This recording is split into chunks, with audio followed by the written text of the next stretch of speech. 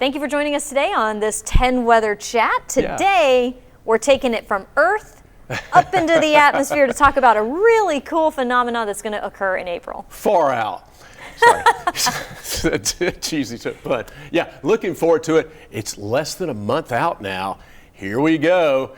And this is going to be a really cool feature. Not like August 2017. It's a total solar eclipse. Total solar eclipse. That's what we're talking about. Yeah, what are you talking about, guys? A total solar eclipse. And we got the details, the maps, the times, all the deets for you right here. Oh, man. Todd, you're so cool. Oh, my goodness. You're so cool. I've used up all my quota right the first 10 seconds. You've got good riz? Is that what people say? I've heard that.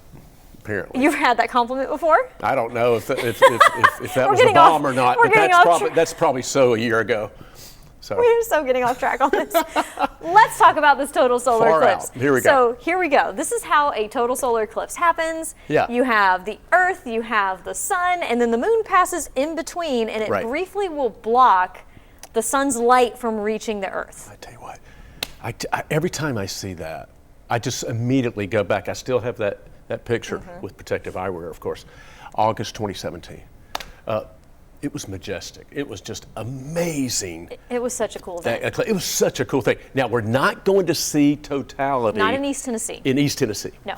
This time around, we'll get to that. The path is actually going to go from Texas up through kind of the upper Mississippi River Valley, through the Ohio River Valley, kind of up near the Great Lakes into the Northeast, and then out through Maine. Right. So it is traveling across the United States, across the lower 48. Right. But for East Tennessee, we are not in the path of totality this time, like we were in 2017. But we are still going to have a very high percentage of the sun covered. It's going to be noticeable. We're looking for about 89% coverage here in East Tennessee. Yeah, nice graphic, by the way. Love that. So, yes, so if you're staying here and watching it, 89%. If you, along with everybody else's brother, sister, aunt, and uncle, if you want to travel up to this ribbon and path of totality, and we've got some folks here at Channel 10 going to be doing that as well, that's the way you can see it. So a lot of other folks are going to get under that totality Now, ribbon, of course, if you will. Keep in mind that within this path of totality, the hotels are sold out. Yeah. In some of these towns, they're actually canceling school for the day.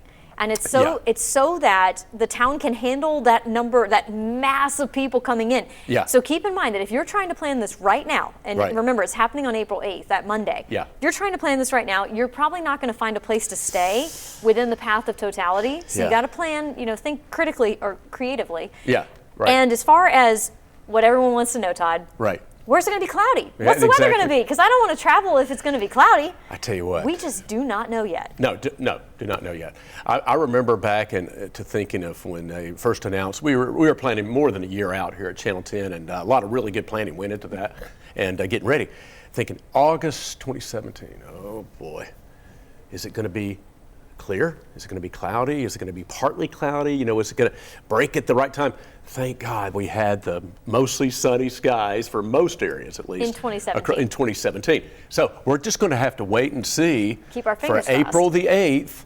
Hoping and it's good. We've got the timing of when it's going to occur. Yes. We have that for you, and we'll show that coming up. So looking ahead now, April 8th, that's going to be a Monday. So some folks are going to be working. Some folks' kids are going to be in school during this time. So start planning now, because our area is not making as big of a deal of it as we did obviously in 2017. Right. But you still need to get prepared if you are going for this eclipse that's going to happen on that day. So on that day, if you're planning on watching it, you're going to be outside for an extended duration. Right. So plan on wearing your sunscreen, having sunglasses. You cannot look at the sun with the sunglasses. No. But this is just in general beforehand. Right. So sunscreen, sunglasses, hat, water, just plan on being outside for an extended period of time during the hottest time of the day. Right. Lots of goldfish for the young grandkids and kids that like snacks. Maybe a recent memory for you real recent. Feed the children. That's right. Okay, so you also do need protective eyewear if you're going to look at the sun. This is a must. This is not an option. It's a must. And this time, especially because we're not going to have totality, there will be no point here in East Tennessee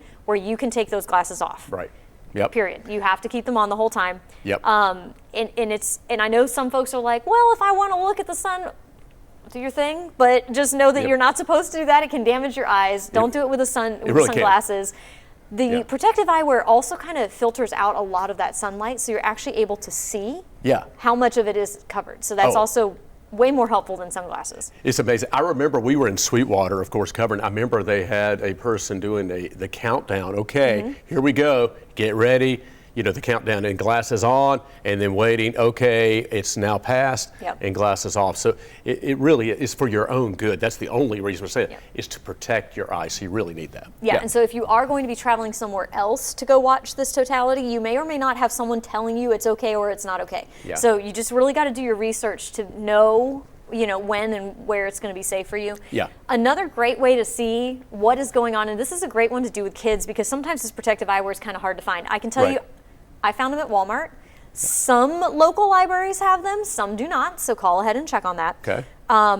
A pinhole viewer. So in 2017, it was super cool. As the eclipse was starting, if you look down at the shadows from the trees, they were all in the shape of crescents. Yes. And so a pinhole viewer is the same idea. And you want a tiny hole in a piece of paper or a piece of aluminum foil, a teeny tiny hole. You don't want it to be too big. Right. And then you put it onto like a toilet paper roll or a paper towel roll, put that foil with the teeny hole on one end, and then hold it up so the sun is coming in through the hole, and then where that shadow is formed, it'll show you how much of the eclipse has happened or is in progress. It's fascinating. Really cool and easy way to see what's happening down there rather than having to look up there. So this is, and I can think, so far, this is not pinhole, so you can hold it up and look through it. Don't look through it. No. Look down to the ground. Look just down to the ground. Okay, so it's not to get up there, because you got to have protective glasses. Do not look at the sun without that. No, and here in East Tennessee, it's going to begin around 1:50 p.m. Eastern time. Right. Maximum, not totality, because we're not on totality, maximum coverage. The most we'll see, which exactly. Is about 89-90%, is going to be at about 3:07 p.m.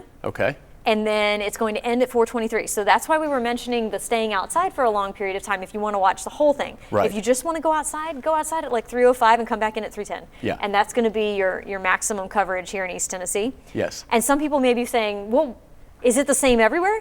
It's very close for the coverage and the timing. If you go farther north into southern Kentucky, you might get up to like 90-91% coverage. Right. Go farther south, you're at like 88% coverage. You're not really going to be able to tell a 1 to 2% difference. That's actually a great point. So if you're, let's just throw out Sweetwater, because that's where the peak part with the total was. You're not going to see a big difference if you go from like, oh, should we go up to Middlesboro, Kentucky, or that? It's just not going to be that huge of it. I mean, you can, but it's only going to be 3% different. Yeah, so it's still going to look like a partially blocked sun wherever you are. Yeah.